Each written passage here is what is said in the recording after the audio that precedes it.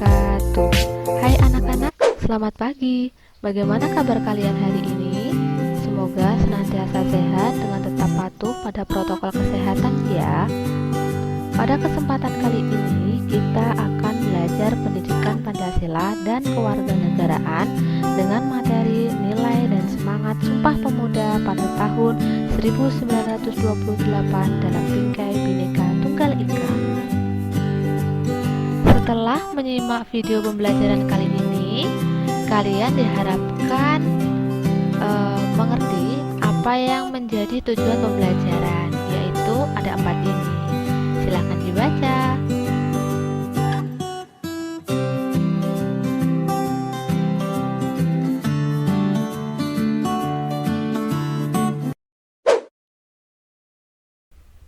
Sebelum sampai ke makna Sumpah Pemuda, alangkah lebih baik kita mengetahui peran perjuangan pemuda dalam organisasi kepemudaan. Pada bab sebelumnya, kalian telah mempelajari lahirnya Budi Utomo, yaitu pada tanggal 20 Mei 1908. Tanggal tersebut adalah tanggal yang istimewa. Dari tanggal tersebut, lahirlah organisasi kepemudaan lain dari berbagai daerah. Untuk mengenang peristiwa bersejarah tersebut, kita, bangsa Indonesia, selalu memperingati tanggal 20 Mei sebagai Hari Kebangkitan Nasional. Salah satu organisasi kepemudaan daerah adalah Jong Java atau yang sering disebut Trikoro Darmo. Trikoro Darmo didirikan oleh Satiman Wiryo Santoso dan kawan-kawan pada tanggal 7 Maret 1915. Ketiganya merupakan mahasiswa Stovia. Trikoro Darmo memiliki visi mulia, yaitu sakti, berarti kekuasaan dan kecerdasan, budi, berarti bijaksana, dan bakti, berarti kasih sayang.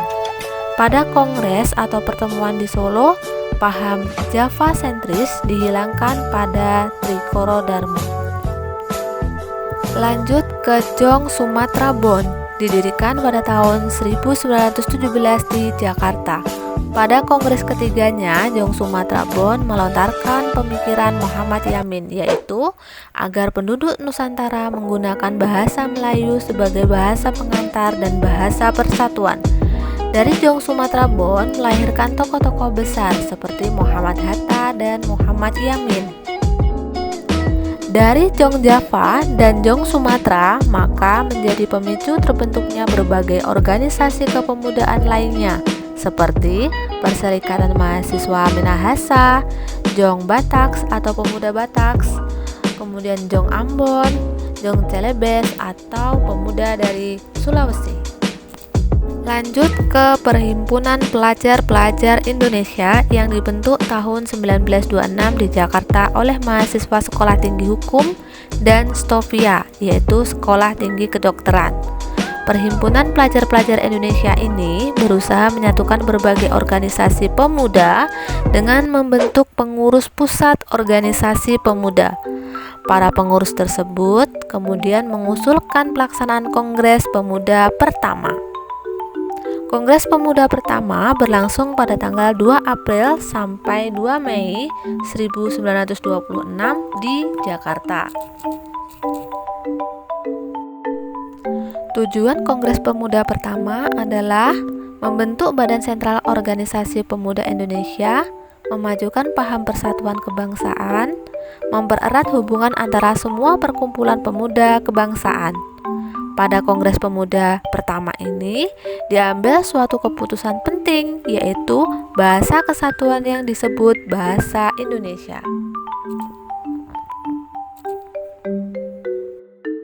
Lanjut ke Kongres Pemuda II.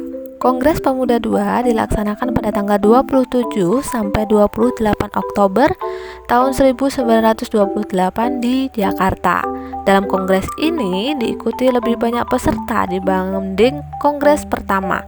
Susunan kepanitiaan kongres kedua adalah Sugondo Joyo Puspito sebagai ketua, Joko Marsyaid sebagai wakil ketua, Muhammad Yamin sebagai sekretaris, dan Amir Syarifuddin menjadi bendahara. Persidangan pada Kongres kedua ini dilaksanakan sebanyak 3 kali, diantaranya membahas persatuan, kebangsaan Indonesia, pendidikan, dan pergerakan kepanduan. Dalam perkumpulannya, sebelum Kongres Pemuda II ditutup, W.R. Supratman memperdengarkan lagu karyanya yaitu Indonesia Raya. Lagu tersebut memperdengarkan kepada peserta kongres dengan iringan biola tanpa syair. Setelah itu diumumkan rumusan hasil kongres kedua yaitu Sumpah Pemuda yang ditulis oleh Muhammad Yamin. Isinya: pertama, kami putra-putri Indonesia mengaku bertumpah darah satu tanah air Indonesia. Yang kedua, kami putra-putri Indonesia mengaku berbangsa satu bangsa Indonesia. Yang ketiga, kami putra-putri Indonesia menjunjung bahasa persatuan bahasa Indonesia. Arti dari Sumpah Pemuda: yang pertama, kami putra-putri Indonesia mengaku bertumpah darah satu tanah air Indonesia. Artinya, dimanapun warga negara Indonesia berada harus terus berjuang bersama mempertahankan persatuan dan kesatuan Indonesia. Hal ini karena tanah air merupakan tanah kelahiran, kemudian tumbuh dan besar sebagai generasi penerus bangsa. Tanah Indonesia sangat indah dan kaya. Bangsa lain menyebut Indonesia sebagai Zamrud Khatulistiwa. Sebagai warga negara, sudah sepatutnya kita menjaga, memperjuangkan, dan membangun kecintaan melalui aksi nyata dan peduli terhadap nasib bangsa. Yang kedua, kami putra-putri Indonesia mengaku berbangsa satu bangsa Indonesia. Pengakuan sebagai bangsa Indonesia merupakan bentuk dari paham kebangsaan. Paham kebangsaan disebut juga kesadaran berbangsa. Dengan bersatunya putra-putri Indonesia akan dapat memerdekakan bangsa Indonesia. Hasrat dan keyakinan untuk bersatu diwujudkan dalam Deklarasi Sumpah Pemuda pada tanggal 28 Oktober 1928, yang mana dari tanggal tersebut kita selalu memperingati Hari Sumpah Pemuda. Yang ketiga, kami putra-putri Indonesia menjunjung bahasa persatuan bahasa Indonesia. Dalam masa perjuangan kemerdekaan, bangsa Indonesia berhasil menjadi alat komunikasi untuk membangkitkan dan menggalang semangat kebangsaan dan perjuangan mengantar rakyat Indonesia ke depan pintu gerbang kemerdekaan. Kenyataan sejarah tersebut berarti bahwa bahasa Indonesia sebagai bahasa persatuan telah berfungsi efektif sebagai alat komunikasi antar suku, antar daerah, bahkan antar budaya. Nah, sekarang kita lanjut ke makna Sumpah Pemuda. Nah, ini ada bersatunya bangsa Indonesia yang ditandai dengan bersatunya para pemuda dan pemudi di berbagai daerah di Indonesia.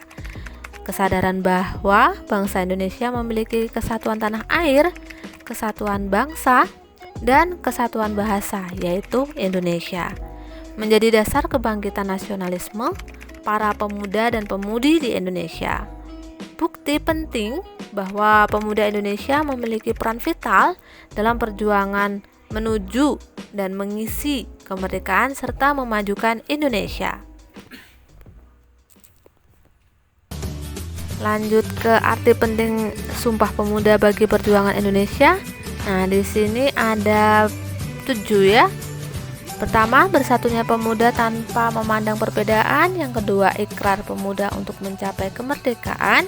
Ketiga, adanya suatu perjanjian atau ikatan bersama. Keempat, jawaban tegas terhadap politik memecah belah Belanda. Yang kelima, kehendak bersatu di atas kebanggaan kedaerahan. Yang keenam, wujud dari kesepakatan bersama tanpa memandang mayoritas dan minoritas. 7, upaya menunjukkan nasionalisme melalui simbol-simbol. Nah, demikian penjelasan makna dan arti penting Sumpah Pemuda. Semoga kalian paham ya. Untuk mengetahui dan mengukur kepahaman kalian, silahkan kalian dapat mengeklik tautan link di Google Form di kolom deskripsi. Jangan lupa tinggalkan like dan komentar yang baik di sini ya. Terima kasih sudah menyimak. Assalamualaikum.